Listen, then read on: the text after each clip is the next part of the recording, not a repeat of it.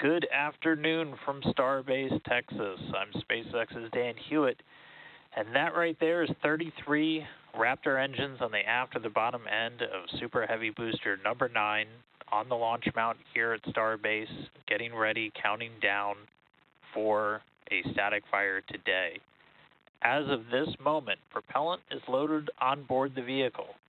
We started that a little over an hour ago. As you can see, we only look about half of the vehicle fully frosty. As for a static fire, we do just about a full load of the liquid oxygen and only a partial load of the fuel, that liquid methane on board. That's all we need for a static fire test. As of this moment, we are in a hold at the T-minus 40-second mark. This is a planned hold. We're just going to hold here while we wait for the fuel temperatures to get to a desired range before we resume the countdown. Once we see everything in the right range, we'll get ready to start counting down. We'll get the clock up and it'll start rolling from T-minus 40 seconds. Again, this is the second time we've static fired with this booster. The Super Heavy, the first stage of our Starship launch vehicle, the most powerful rocket ever designed, ever flown. Not looking to lift off today, just looking to ignite those engines on the bottom. This is a critical test before you get ready to go fly. This is really your chance to put everything together. All of the different systems on board the rocket, propellant handling, the engines themselves, all of the ground support equipment, all of our operators who are going to be responsible for flying this vehicle with Starship on top during that next flight. This test is really tying everything together and is in the critical path before we get ready to go to launch. In addition to everything on the rocket, again, you have a lot of the ground support hardware that is going to be involved today. We're going to once again be using the flame deflector underneath. You've seen that tested a handful of times, both with and without the rocket. We used it during the first static fire with Booster 9 a couple of weeks ago. So once we resume the count, again, it'll be about T-minus 40 seconds. We'll see the flame deflector fire up about 10 seconds before ignition. So when you see the water start to flow, you know we're about 10 seconds away.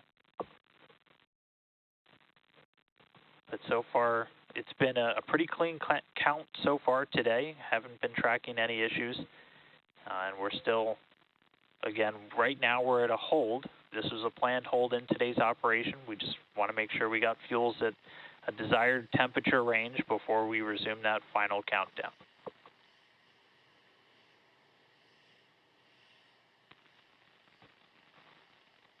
And so with static fire, we're looking to do what's called a flight-like startup. So this is us putting the hardware in essentially a flight-like environment, as close to what it's going to see on an actual launch day. And this really gives you an opportunity to see how all the hardware behaves when it's all interacting together. We tweaked some of the startup sequence from the last time we did a static fire, as we just continue to fine-tune, learn about the hardware as we put it through the paces, and fine-tune, make our operations just as we get ready to get on to flight number 2. But again, we are still holding at T-minus 40 seconds.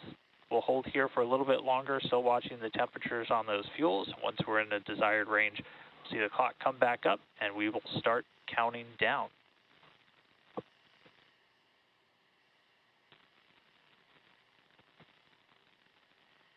And again, you're going to see a lot of the different systems that will be there on flight day really working together. So we've got, obviously, everything on board the booster. As I said, we're not looking to lift off when we do a static fire. You only throttle those engines up to about 50% of their thrust.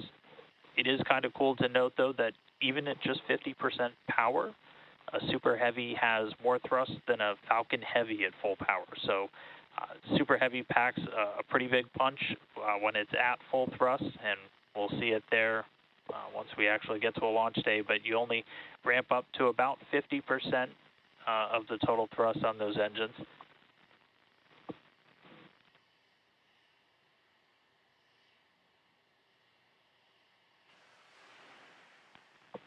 And hearing some good news, sounds like our clock has started to roll, so we are less than 40 seconds Clock is rolling, away T-minus 30 seconds. from static fire. T-minus 30 seconds and counting.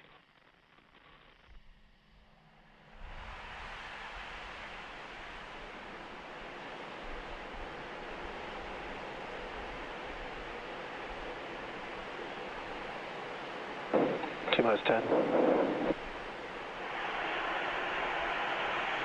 5, 4, 3, 2, 1. Ignition. Plus 1, 2. Full duration.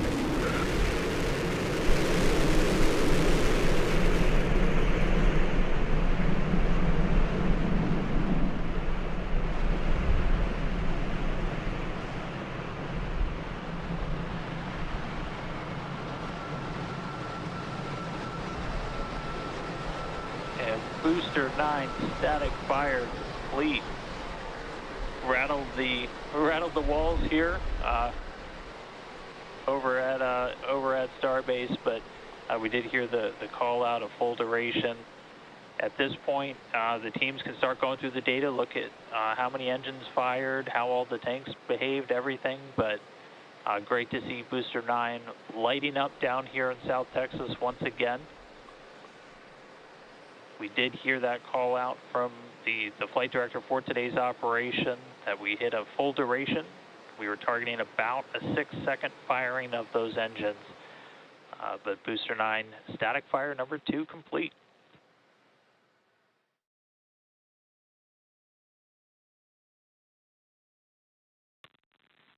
All right, well, as I said, now's the time when we can essentially start to safe the vehicle. We'll start to offload the prop, and then the teams can get right into looking at the data and see how that static fire went. We heard full duration. We'll share some additional information as it comes in.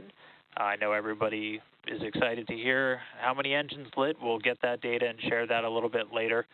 But everything went off today. With that, we're going to go ahead and wrap up. Thanks for tuning in for some more development testing here with Starship. Definitely a reminder that a lot of space operations still coming this weekend. We're getting ready to launch Crew 7 to the International Space Station. That coming in the early hours Eastern Time tomorrow. And then we'll have a Starlink launch, assuming that gets off the pad, a Starlink launch later on Saturday night. So be sure to stay tuned in to us on social, on the web for progress updates with everything down here at Starbase and Starship as we continue the march on to flight number 2. So thanks for tuning in real quick this afternoon. I'm SpaceX's Dan Hewitt, and we'll see you next time at the Gateway to Mars. So long.